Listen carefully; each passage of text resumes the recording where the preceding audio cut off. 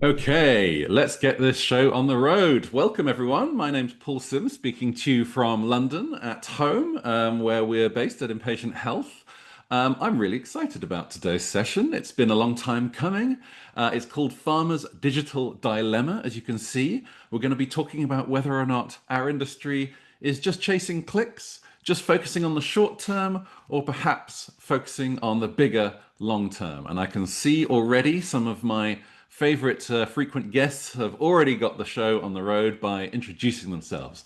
Get yourself to that chat window right away, everybody, and give us a quick line on who you are, where you're coming in from, which company, which country, and maybe even, if you're willing and able, a sentence on what's intriguing you about this topic, why you're here today. That would be wonderful. We've got well over 400 of you signed up for a session that's not immediately obvious what the focus is. But just to make it very, very clear, and you can see the box of expired pills on the screen here, that's supposed to signify that it is time, ladies and gentlemen, to expire traditional marketing approaches in pharma. It's time to stop investing in campaigns with a short shelf life, the things that are indeed going to expire you quicker than you may wish for. I'm really, really excited because I spend a lot of time being somewhat frustrated, shall we say, about how our digital marketing chases the buzzwords, chases the next best shiny thing, and is often wrapped up in very costly and very short-lived campaigns where instead of building real brand presence and real strength and engagement with our customers, we are having to feed this constant loop of investment, short-term investment, just to keep ourselves vaguely relevant. We just have those quick hits, those vanity metrics that often vanish as soon as our budgets run dry. And we all know that nowadays budgets are more constrained than ever. And the even crazier thing, perhaps, is that our agencies, our agency ecosystem that we tend to rely on very significantly in our industry, they thrive on those short-term campaigns. They thrive on creating new websites, new campaigns, new messaging, on fleeting clicks. And they may not always be aligned with us in intentions as they go across that. And we're going to get into a little bit of that today.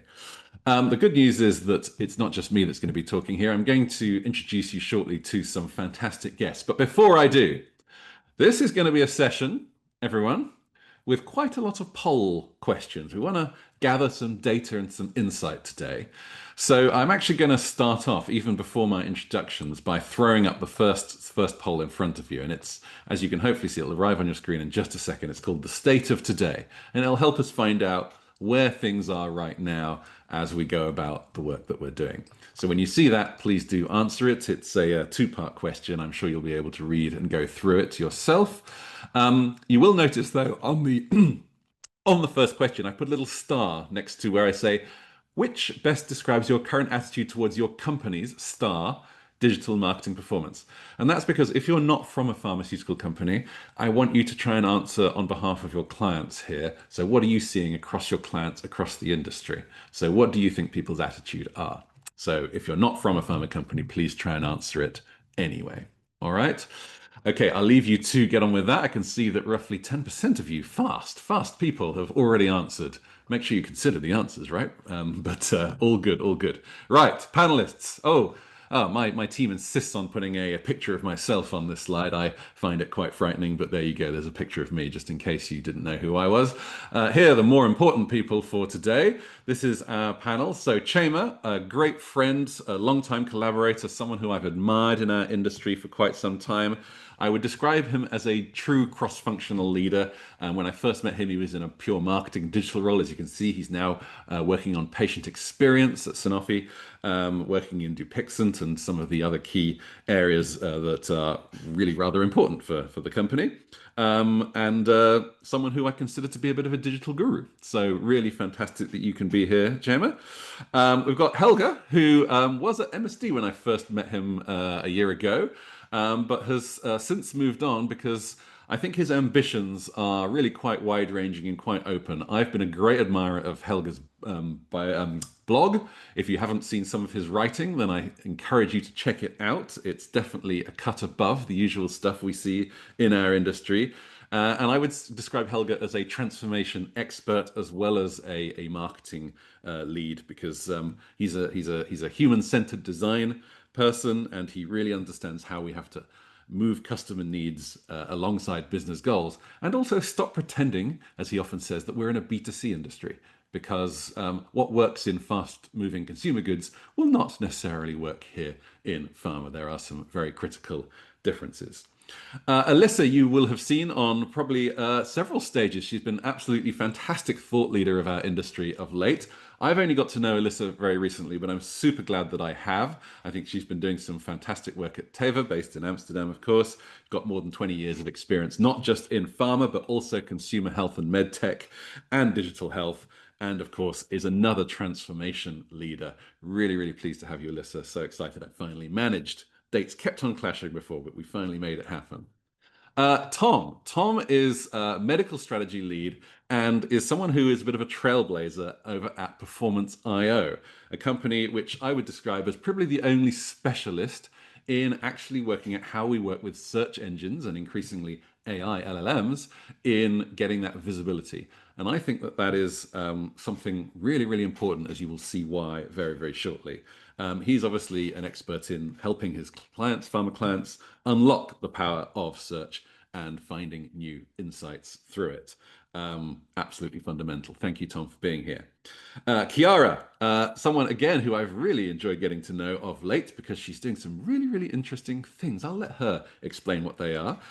She's doing a lot, obviously, at Roche as well, which is to bridge customer experience with business impact. And she's got 15 years of pharma experience and driving blockbuster launches, as well as, of course, omnichannel transformation and customer journey marketing. Chiara, it's an absolute pleasure. I've loved getting to know you of late, and I'm sure that we will do many more things in the future. Last but most certainly not least is Siobhan. You may have not seen her on the website, but she is most definitely here on the panel today. She's the global head of SEO at Performance.io. She's got a background in both technical and content disciplines. She's actually worked again outside of pharma as well, everything from All Saints to British Airways, and has an absolute performance mindset that is going to help us take this to the next level, both in the search engine area, but also in the compliance area, which of course is so important to us in our industry. Right, that was quite a mouthful. As you can see, we've got the best panel we could possibly hope for. I am going to close the poll in just a second, but before I do, you might remember you already answered a poll question when you signed up for this webinar in the first place.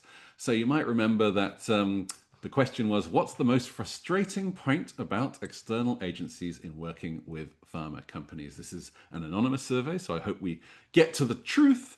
That would be wonderful. So let's have a look at what people said. Sorry, I got too many things on my screen here. Just going to make way. There we go. Okay, so high spend with unclear or poor ROI is what got more than a quarter of the votes. Okay, so there's very little transparency or alignment around where that spending is going. Second most one was metrics simply not aligned with meaningful business or patient outcomes. That's nearly 20% of the vote. 16% was recommendations driven by creative ideas rather than practical outcomes. We love those glossy graphics, don't we? But they have a use, of course, but they may be misconstrued as being as practical as we want them to be. Inefficiency, getting the next vote, and then so on down. Slow to adapt to changing customer behaviors, despite what they say on the tin. Poor transparency.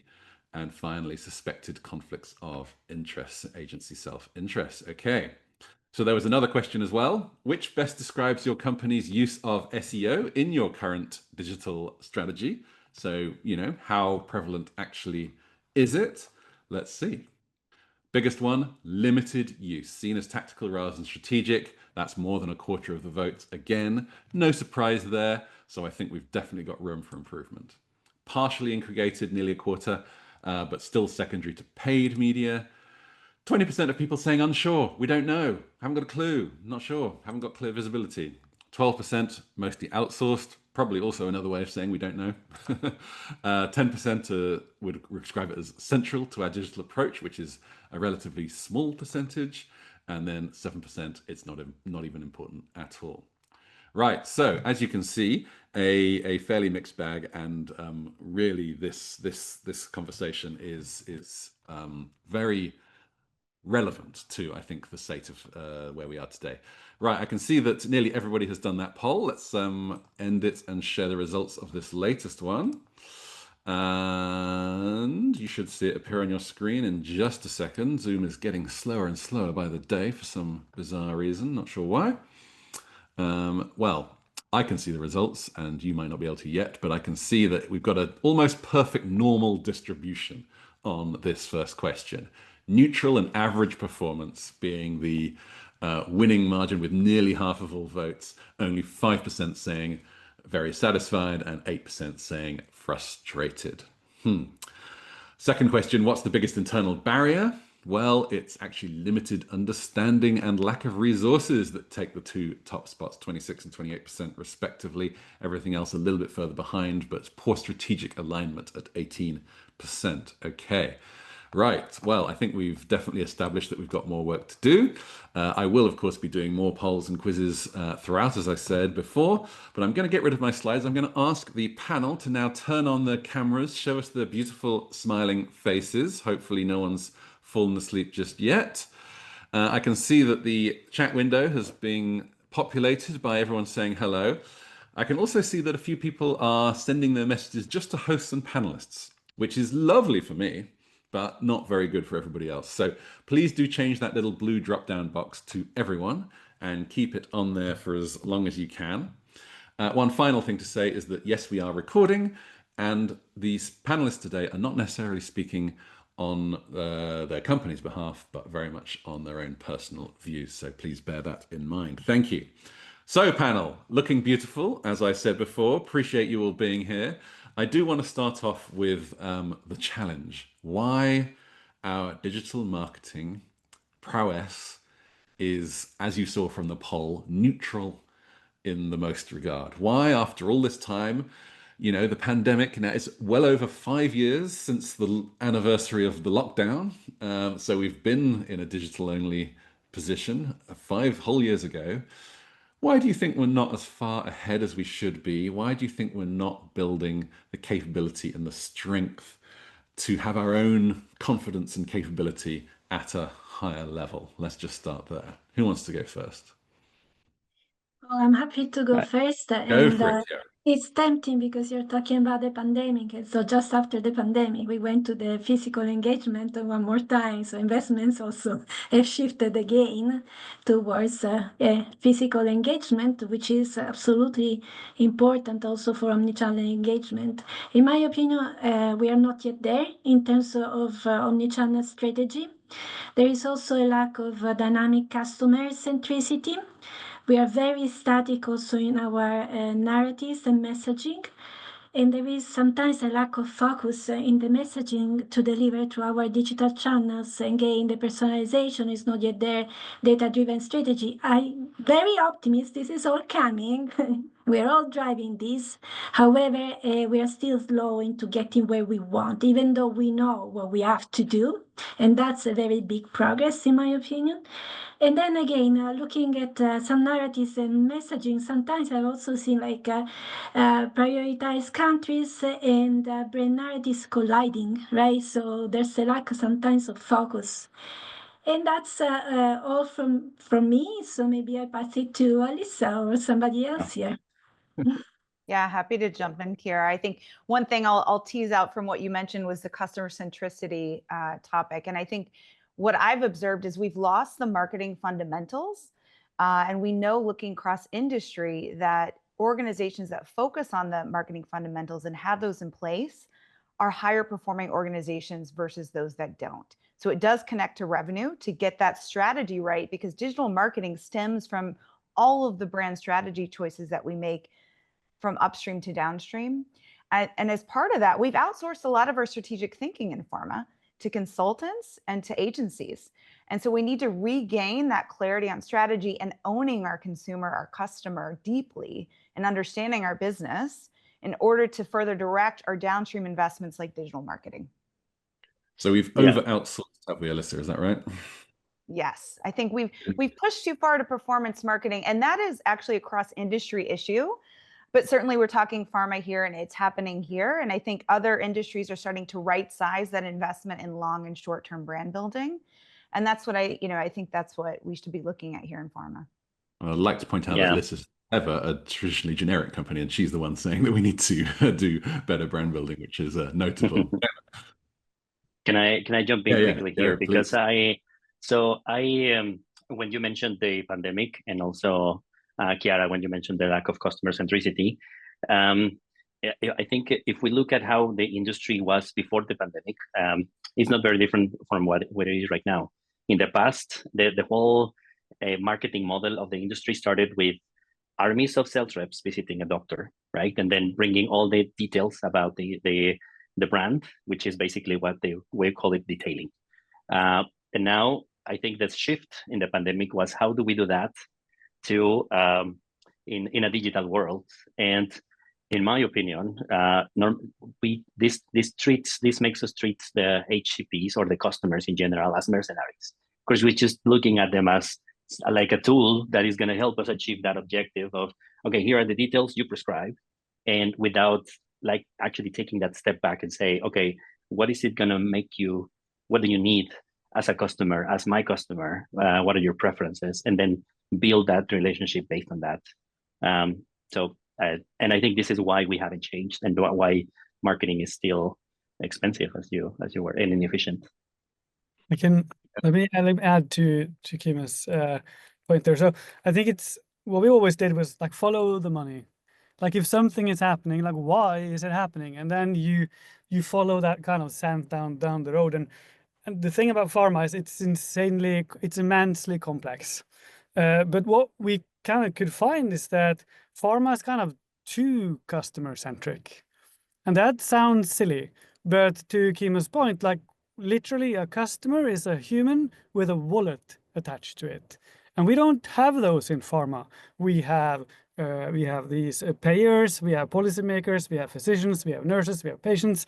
Like it doesn't make sense to think about any of our of the people we are engaging with as customers, because then we're removing the language that helps us understand what they're really trying to achieve. Like which situations occur when people buy things, which needs occur, as Chema said, what leads to people buying our products.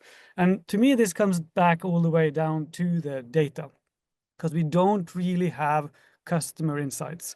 We have product data, we have sales data, we have indication data, we have channel data, and we have market research, which is basically brand insight. But if you look at like human insight, like if you try to, like what we know about these people and their motivations and needs, we have very little. And so we won't make decisions about data that we don't have. And so that was kind of the scent that we went on. It's a long journey, but a short summary. Thank you. And some strong opening positions, as I would have expected from this great panel. Make sure, by the way, in the audience, now you've discovered where the chat window is, I want you to be part of this conversation too. So give us your opinion and your thoughts on why we are so far behind. Now, Tom and Siobhan, you get to see across clients in our industry, and I would love to just hear from you on whether you have any reflections on why this is so challenging from us, and obviously from your position, what we're missing out on. Yeah, I mean, I can jump in first just because it builds on Alyssa's point really around too much being outsourced to agencies. I know this is strange coming from an agency, but I do generally have to agree with that sentiment. And I think that a big issue that needs to be addressed is the kind of lack of education, which leads to an ignorance, and agencies can come in and say, yes, we do SEO, we do LLM integrated search, we do all these different things. Let us do some metadata for you, and that ticks everything off, and you're all good.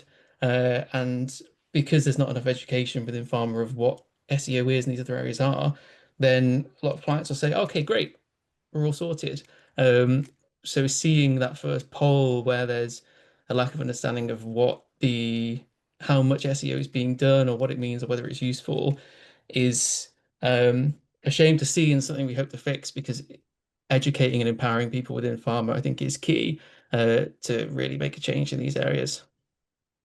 Yeah, absolutely. I'd go so far as to say we're a bit lazy. I know Alyssa wouldn't be so mean as to say that, but I think we do. Siobhan. Yeah, no, I think just to build on what some of the panelists have said, but also Tom, so I've done the last 5 years, obviously, in pharma, and it's been hugely humbling, but also quite frustrating, because it is very different to any other industry in several ways. But I think we're just not asking agencies the right question. So time and time again, we will work with some big global pharmaceutical companies. They say they worked with an agency before that did SEO, never really seen a report, never saw a forecast, never saw any KPIs, never saw any measurement. And it does obviously give the agency model a bad name, but I think it's just, it comes down to that accountability piece and internally building those capabilities so that people know to ask agencies those questions. So for me, it's sort of raising the standard in specialist disciplines internally in global pharma to a level that they feel then that they can challenge agencies when they need to outsource that support. That's just my viewpoint on it. Yeah, thank you. That was an interesting first question. I've got another question I think is very appropriate here, so I'm going to get another poll going. And in the meantime, panel, I would love to just double click on, like so many of you have talked basically about skills and competencies. And the fact is that we as marketers simply aren't, I think I think it would be uncontroversial to say that the quality of marketing and the skills of the average marketer in pharma are lower than that in other industries. So again, I would love to hear your insights on, firstly, if you think that's true, and secondly, what is the reason for that skills gap? Can I go first?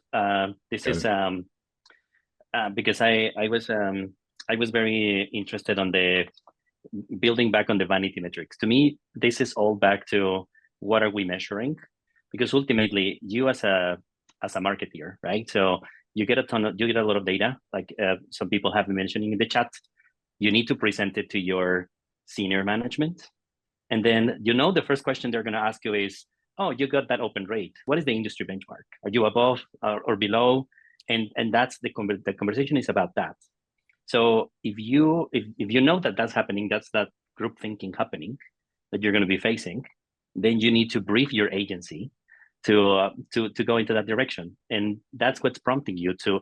Those are in general the skills that you think you need to be developing. And I wanted to show one. I want to give you one example very quickly. So one of the because obviously if you want to change the paradigm in terms of going to other skills or measuring something different, you're going to have to do some education and mindset change. And I wanted to give you one example I had in I've been working with a SEO company. We've been doing articles that are going to help us to rank better in Google and in search engines. And when we put them into MLR, we got a lot of questions and a lot of comments and pushback from medical and legal, telling us, why are you putting this information in front of your audience? And actually our answer was, well, because we did a keyword research. This is what they're interested in. And that's why we wanted, but they wanted to take out everything. So and again, it's all about, so if we want to go into that direction, we will have to change the mindset of them so that everybody is on the same page and we can develop those skills. Sorry, I took a little bit longer. Oh, it's great. So you're saying that even if the marketer does understand what's important, there are other parts, other stakeholders that don't necessarily, and we're not speaking as a comprehensively understanding group. Yeah. Irrespective of, I'm sure that half the stuff you're doing, Chema, would have been uncompliant. So there's very good reasons for it. But I'd love to hear some more opinions on this. And by the way, I'm really enjoying the poll results. Some very interesting results. Can't wait to share those with you. So, but let's hear some more from the panel before we do that.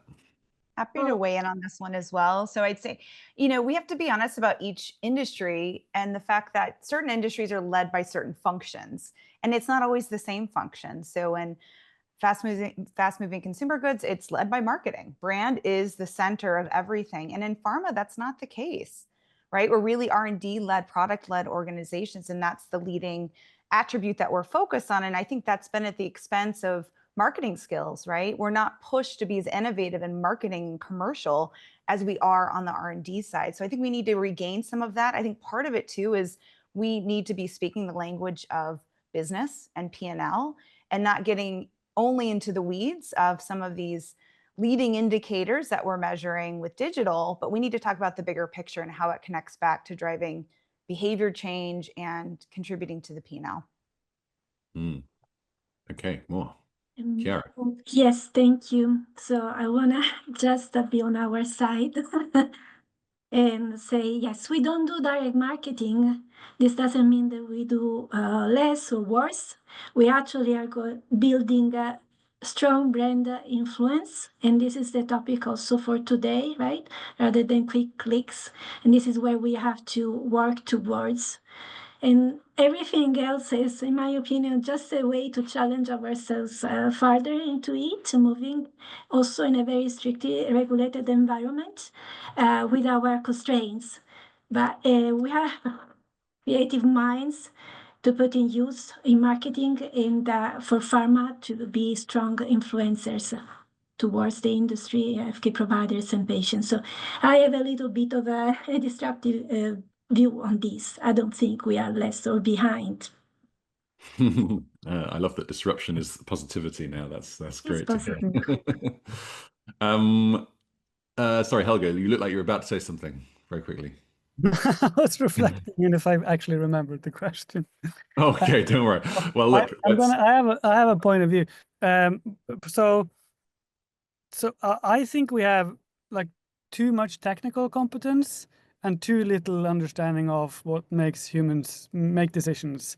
So we could have like tons of IT people and tons of people who knows about channels and about tagging and about omni-channel strategies, but we have too few people who understand like what does it take to make a decision?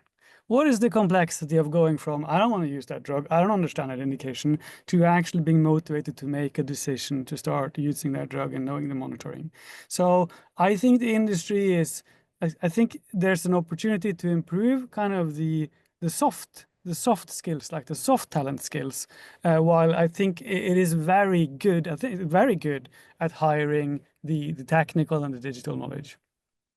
See, Helge, I think that we are bad at both. I think that we have very little behavioral science skill in the marketing departments of our companies.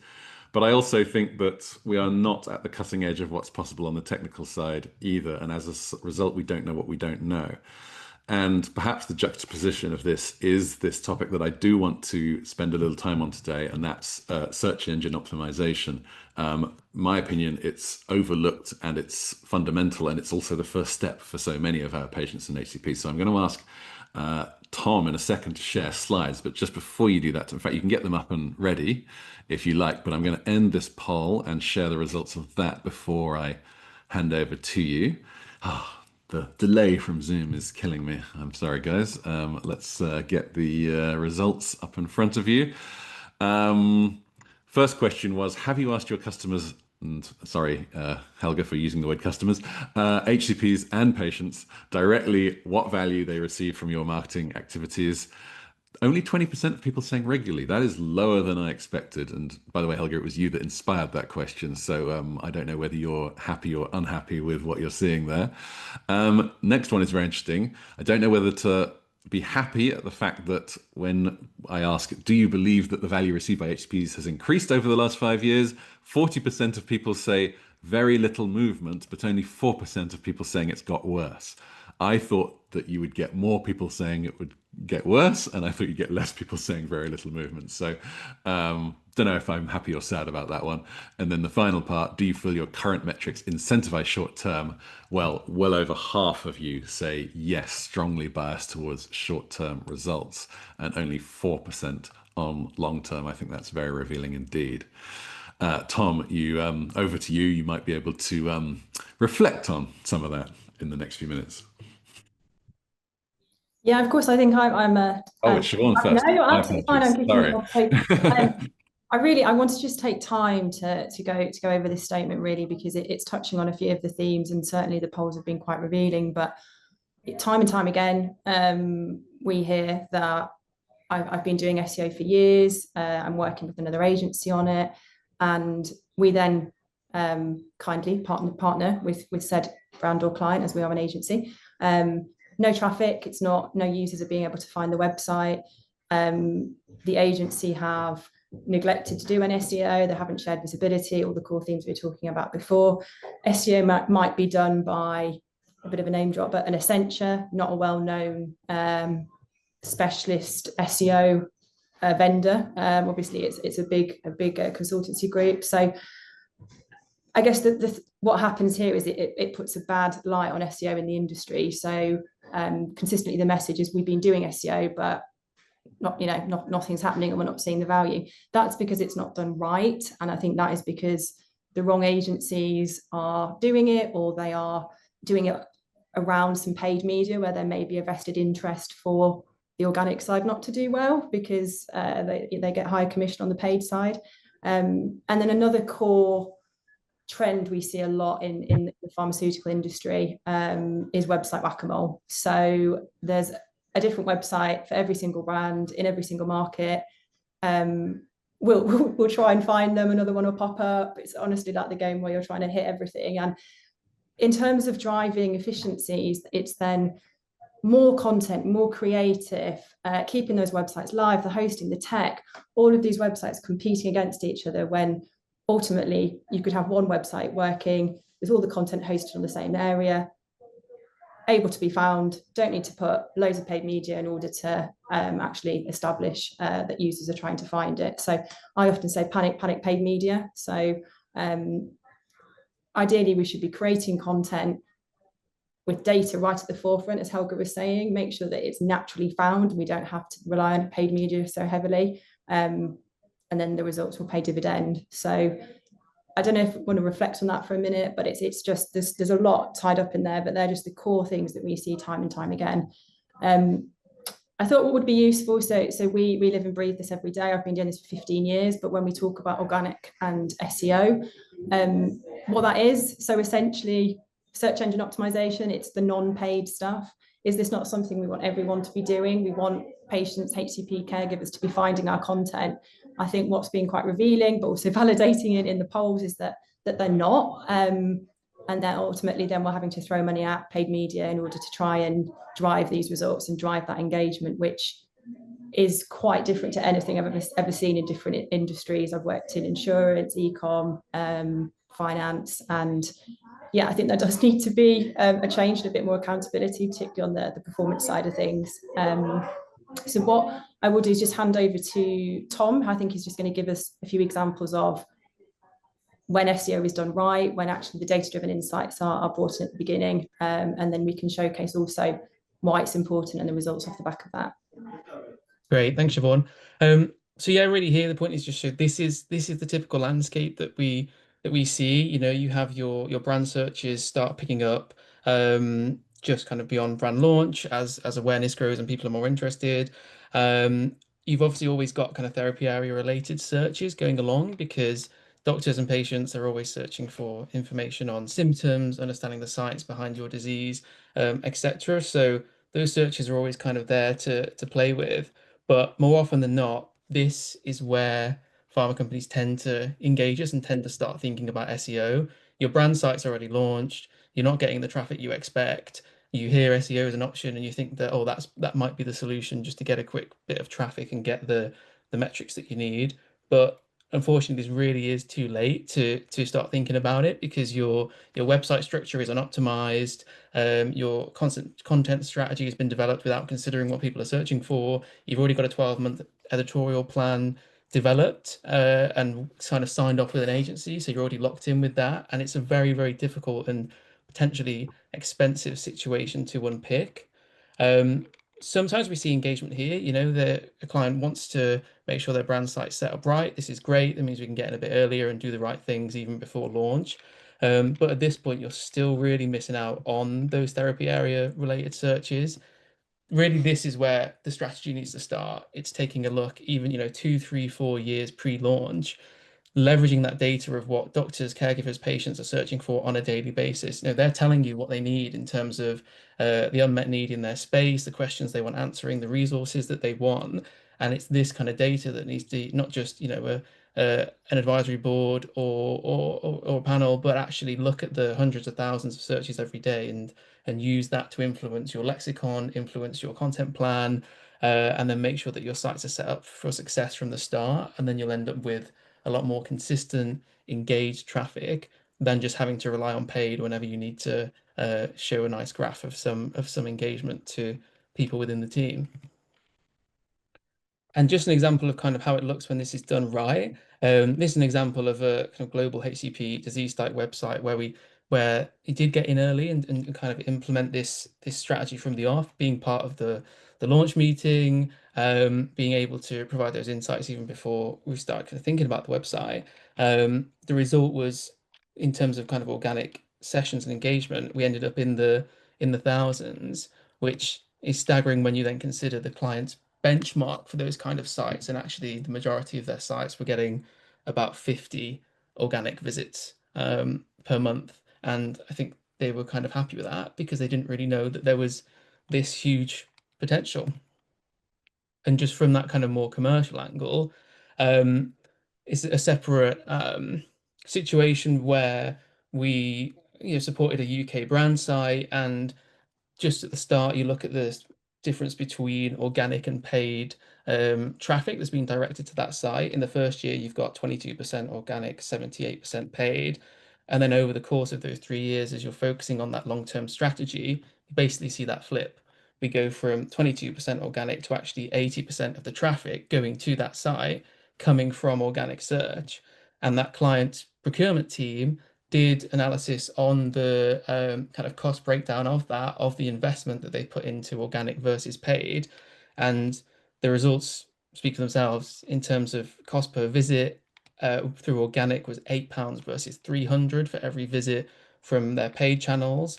And then most staggeringly, in the cost per specific conversion that they wanted to achieve, they were paying £60 through organic and over £2,000 for a single conversion through paid channels. So when you see it like this, it seems obvious, but there's so many barriers that we're still looking to overcome. So I'll pass back to Siobhan just to very quickly talk through these.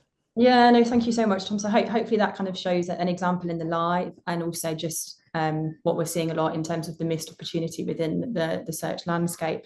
But I think that the next section really, or just to finalize and summary and signpost, because we don't want to kill everyone with slides, it was just how do we make that change happen? So starting early, we're often brought in, or SEO is often thought about far too late in the sort of drug life cycle, market expansion cycle. Making sure that all of those insights and understanding how users are searching, whether that is in Google Gemini, ChatGPT, Google, Bing, bringing that all into your content early and structuring your websites with that in mind, rather than making changes retrospectively and panicking because no one can find them. Getting someone that really does know what they're talking about, so a true SEO specialist, not just someone that offers SEO as part of their broader omnichannel like service offerings. It's a very, very specialist and niche area. I can say that firsthand.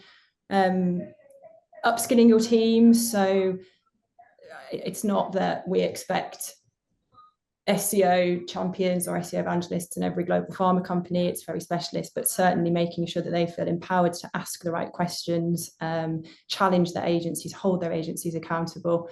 But again, back to the point at the beginning, ask for a forecast, ask for KPIs, make sure that we're holding people accountable and that we're really seeing the value, which leads nicely into, I guess, a final note, which is a measurement framework. So again, time and time again, SEO is just something that happens, and it's quite difficult to always understand what work is being doing. A lot of work is probably being doing in some agencies. I don't want to speak on behalf of all of them, but ask for visibility, ask for timelines, roadmaps, what work needs to happen, resources. All of this should hopefully help us move towards a solution. They're just 4 core areas that came off the bat, but I mean, the list is endless on how we can make change happen. So thank you for the time, Paul, and I think we'll hand back to you. Thank you. Those 4 things you said at the end there, Siobhan, they're not rocket science, are they? But it's so easy to fall into the trap of thinking that just because your agency can be relied on for creative and for messaging, etc., that they should also be relied upon for the technicals and the search engine optimization. But as you said, I mean, it's so obvious in hindsight, isn't it? Start with where people are already searching, fish where the fish are. And that begins at the very start of your brand planning, not halfway through when you realize your traffic is only half as good as it needs to be and you need a quick fix type arrangement. And of course, making sure that the interests of an agency, which are obviously going to be work-based, creating more websites, creating more messaging, creating more things, aren't in inverse to what you actually need in terms of putting the eggs into the right baskets for people finding you. I would obviously love to hear any further reactions. You've heard my reaction from the panel on what you've just seen, and maybe why we're getting something that does sound quite simple in hindsight wrong, and whether or not we are, as Alyssa said at the very beginning, a little bit over-reliant on our agencies. And I've actually got another poll question specifically on agencies that I'm going to put up in the background. So thoughts, please, from the panel. I can go first again. Go for it, Chema. As someone who's got direct experience of doing this right now. Yeah, because I'm going to connect it to the previous poll that you said on value, because I think that one of the answers was that we haven't really increased the value we deliver to patients and HCPs. But I think the question is, what is value for them, right? So I was actually thinking, how do we define value? And I personally think that the value for them right now in terms of engaging with content in general is about getting summarized answers. I think people are going into the direction of, I don't want to be, when I have a question, I need to get an answer quick, and it has to be to the point. And this is obviously being driven by the LLMs, right? So, and this is the conversation we've been having in the chat. So first, I think we need to fix the basics on SEO, because even if I think about the meetings that I am, when we talk about SEO, the people immediately are like, oh, we have an expert in SEO. We need to bring them into the meeting. And my question is, well, we should be able to have this conversation at least without needing to be expert. So those skills in ourselves as marketeers are not there yet. So that will be my first point. We need to fix the basics on increasing the organic traffic into our websites, so that we stop paying for the traffic, right? So we saw it in the example in the slides. If you pay a lot of money to try to reach as many people as possible, you're just going to have a few conversions, right? Because you're going to be reaching people that may not be relevant for your audience. But if you go through SEO, you're actually effectively reaching the people, the ones that are interested in your brand. And then obviously fixing that will help us to go into the next level, which is the ranking. So moving our websites to be ranking, be found by targeting people, to actually be found by Gen AI agents, right? So these are my 2 cents. No, I think that's so important, and I think I totally agree, because one of the points you've said there is making sure we still get the traditional fundamental parts of search correct. And I think we're having quite a few conversations at the moment with some pharma companies where they've got quite excited about AI and Gen AI, and absolutely it's important and it should be integrated to the broader search strategy. We need to be where our users are searching. But often it just feels again like a bit of a, oh yay, AI and LLMs. And I think it's let's get the fundamentals to search engines right to start with, right? There's still quite a big gap. Well, Siobhan, on an earlier version of the slide deck that you showed me, you actually had some stats on how much Google is still prevalent today. I don't know if you probably don't have the slides at hand, but can you remember any of the numbers, and can you share anything? Absolutely, Paul. I don't know if Tom's got them in the background, but essentially we were working on numerous different partnerships and projects to understand how the search behavior is changing and how users are using LLMs and generative AI. But a lot of the conversations that we're being met with are traditional SEO is dead, no one uses Google, and it's just simply not true. I know there's so much speculation out there, and it depends which source you've read, but it just shows you one from quite a well-known publication called Sparktoro, quite a reputable source, and you can just see there's certain timestamps. So the graph in front of you just shows you the searches in Google on the far left, and obviously the bottom is the time, the years going up. So this isn't the first time that something new has come into the search industry. We have social media, TikTok, ChatGPT launched back in November 2022. I think we are working with clients on ensuring that we are broadening our search proposition, but we have to still get the fundamentals right. And I think it's making sure it's not just the new shiny thing, and we neglect the fact that still a lot of our users are actually still using search engines, potentially in conjunction with some of those LLMs as well. So it was just almost preempting questions, because we are seeing quite a few people say SEO is dead. Do we still need to search there? And do we need to utilize that as a channel? And we have visibility over analytics data, of course. We would never share that. It's certainly on the increase. It's not even close to traditional search engines. So I think there's just a bit of a danger to get distracted by the new shiny thing because it's kind of cool and sexy, and forget about our good friends Google, Bing, and the other search engines, because a lot of people are still going there. I'm happy to see any data to challenge that loads of HCPs are now using Claude or DeepSeek, but I haven't seen it yet. So yeah. We'll come back to the AI question in just a second. We have actually got a poll question on that as well ready. I just want to come back to the poll that I've got open at the moment, which I'm going to close now. And I think someone made a very good point. I think it was Jerry. I'm struggling to, oh yeah, there we go. So obviously my poll is directed to how aligned do you think digital agencies are with their clients' long-term success? And Jerry is making the point that actually sometimes, in his case, for example, agencies can be very aligned to long-term success, but it's the pharma companies themselves that are more focused on the short-term gains. And perhaps that echoes what we were saying earlier about how we need to be more upskilling and more mindful of how indeed we do build those things back at HQ as well. And I can see Helge is nodding his head, so hopefully hopefully that's in agreement with me on that. I will attempt to share the results of that, and I would love to hear from others in the panel if they have any comments on either what we're talking about here or the conversation about the AI into this. I would like Paul to comment on Shoban.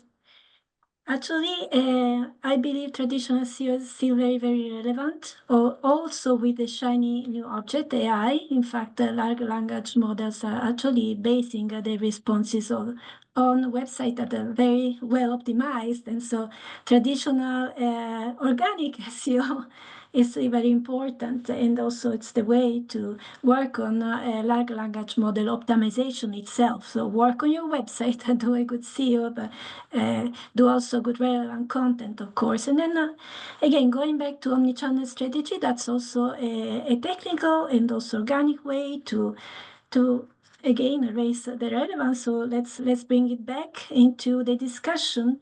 What I would like to say though is that paid SEO might also be on the edge of dying, because with the large language models also integrated in the search engines. And we were discussing also with this panel before that we see Gemini's answers, right, in the search results. And so we might see a trend on diminishing, right, the clicks on the Google Ads as an effect of having a response immediately as a top search result. And this is also Chema brought this to our panel once we met the first time. Thank you for that. Okay, wants to go next? So so I used to work in advertising, and they're not idealists, they're businesses. And so it's back to follow the money. Like, where do we earn money? If they're going to earn the most amount of money from what you bring them as a pharmaceutical company. If you are paying them by the hour, they will produce hours. If you're going to measure them or measure their quality in a different way, then they're going to produce that different way. So you can't get away. You shouldn't hand your work over to an agency and say, do what you think is best, because they don't have the same motivation. But if you start setting quality metrics and you start measure them according to what you want to achieve, your outcomes, not your outputs, I think most agencies will start kind of redesigning themselves and redesigning their offering to make sure they're delivering on your measures. I mean, I jump in and agree. And I think if we saw more procurement teams come in and assess agencies based on data, based on high value actions, based on these metrics and insights, then be very happy to see that. I think that would combat a lot of the waste that we're seeing for sure. So guys, time is flying. It always does when we're having an interesting conversation, which is frustrating. There are 9 minutes left.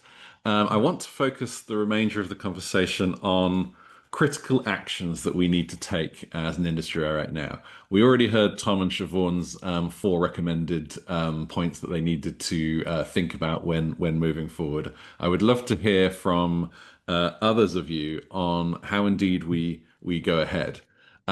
With the poll that I've got in front of you, you'll actually see the first question is, do you use customer search behavior actively informing your strategic marketing decisions? And this is what Chema said that he was trying to do in his company, and unfortunately then encountered some blockers. But that is perhaps one example of action that we maybe aren't taking by default right now.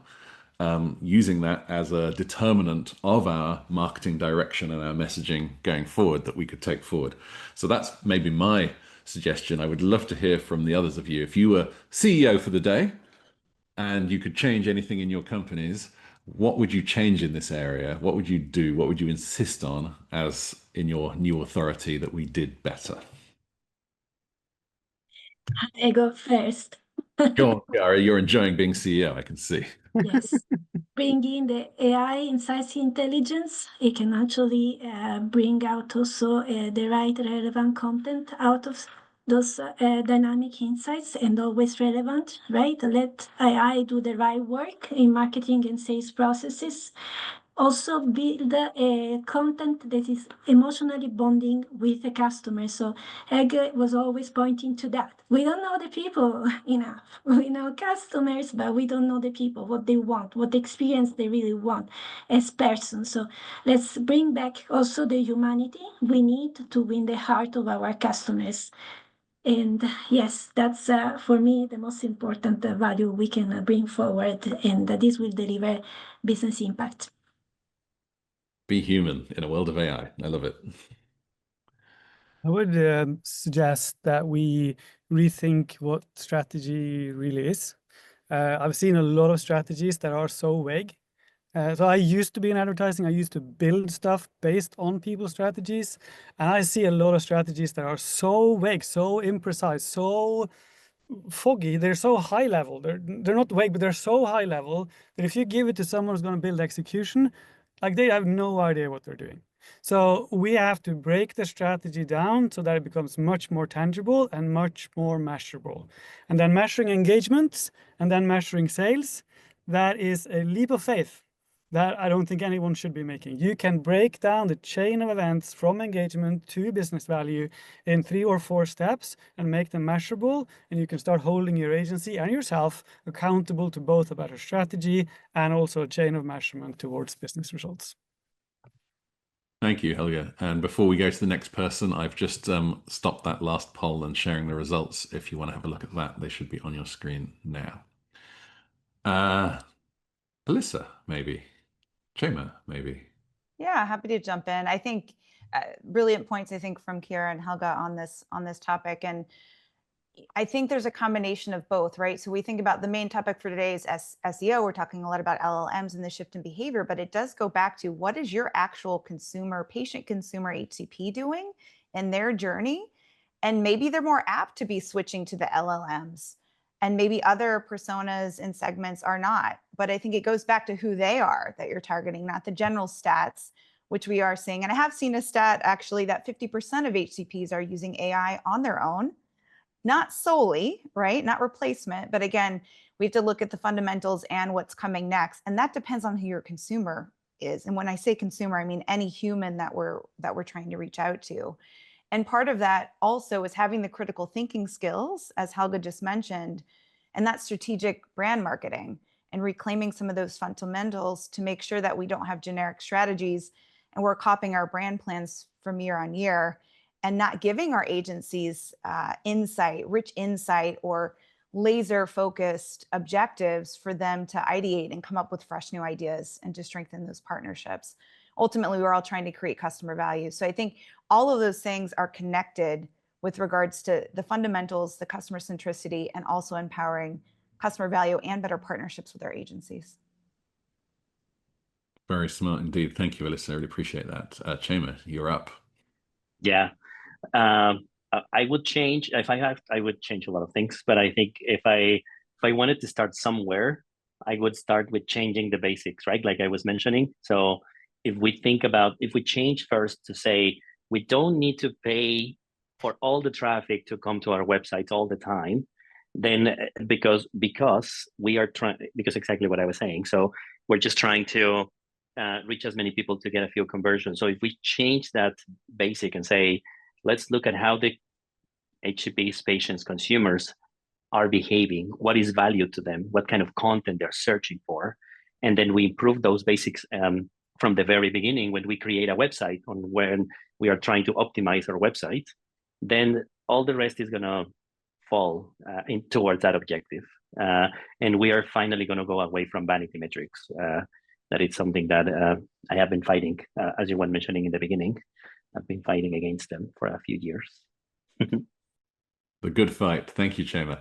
Okay, just 3 minutes to go. I've put the final poll on the question. I'd love to hear what next steps you'd like to take from this session. I would also love a comment from each of you in the chat window about what you'd like to hear about next, or what ideas you have for going further into this topic and making it more real for you. And in the meantime, Tom and Siobhan, I believe you've got the final word. You aren't working in a pharma company, but in many ways that makes you the most powerful, important people on this panel, because you can see objectively what it is that we need to do. So I would love to hear what you would love to see from your clients, from the people you work with, happening more often within our industry than you currently see today. Yeah, go on, Siobhan. No, you go. No, go on. It's just challenge the quality of your content. Because so much, particularly when it comes to disease education, disease awareness, I've seen a strategy that's supposed to be enacting behavior change, addressing unmet need, and the end stage content is 4 pages with 50 words on. And if you look at the top results of those keywords, those topics, it's really detailed, engaging content. And ultimately, that's what we need to compete with what users are actually interested in and what they need. So challenge it, like we said, challenge your review process and make sure that you're giving users what they want and not just a regurgitation of a brand book or a few key messages that's never going to compete with the quality content that's out there. Challenge your review process. Next time we run this webinar, we'll make sure someone from MLR is in the conversation as well, so we can have that fight live and direct from you. Siobhan. Thank you. Paul, I'm just looking at my notes. Mine's actually building on a really great point Alyssa made in the upfront around the infrastructure, and it kind of being not marketing led but product led, and then also something that Chema said around MLR actually. And the point I'm having is just, yeah, I think maybe a shake of an infrastructure.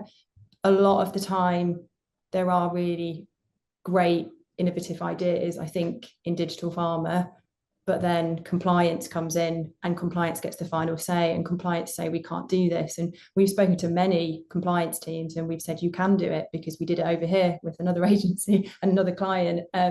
So for me, there just needs to be a bit of a shake up with infrastructure, and probably, I guess, who gets the final say in some kind of broader decisions. I may be just gunning on compliance there, but I think it is often there's really great ideas, and because of someone's interpretation of some medical code, unfortunately that doesn't happen. That's just my 2 pence, not working in global pharma for more than 5 years. Thank you so much. Well, look at that. We are on the hour, perfect timing, and I really, really appreciate obviously all of the energy, insights, and passion that I think we heard from our panel today. I also have to say that I really enjoyed some of the comments that I saw in the chat window as well. We had a good active audience here today. And my apologies, I actually in the poll said choose all that apply in that final question, and then only made it single choice only. See, we can't all be perfect. My apologies for making that mistake. Maybe just write in the chat window if there's anything that you are looking for. Otherwise, I don't want to make you guys late for your next meeting. It's been an absolute pleasure to host you today. I hope to see many of you again at our Pharmageddon event in October. It's definitely gathering some traction, and massive thank you. Special thanks to Tom and Siobhan, who have actually worked with me on creating today's webinar. I wouldn't have been able to do it without them. They've been absolutely fantastic partners in this process. But to all of our panelists, your insights are so valuable. You gave up your time for us all today, and it is enormously appreciated. Thank you so much. We will catch you all next time. See you soon.